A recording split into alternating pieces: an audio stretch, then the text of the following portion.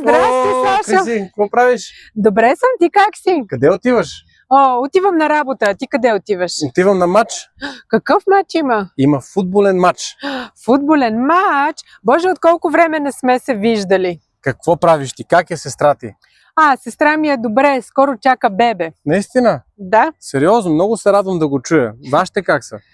И те са добре, както винаги, нали знаеш. А при тебе какво ново?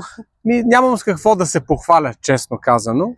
Не дай да бъдеш скромен. Знам, че в работата добре ти върви. Върви много добре. Очаквам първия си милион тази година.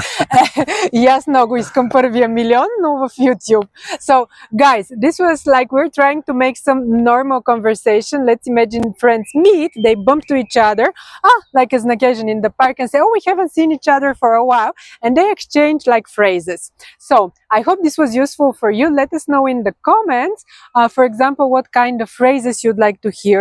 Would you like us to make dialogues, let's say, in the hair salon, or if you see a friend that you haven't seen for a long time, or if you see a colleague in the office, and what exactly things you need in your everyday life. You'd be surprised actually how different actually the needs of the students could be. Let us know your needs, and we'll really try to create dialogues like this in the future as well.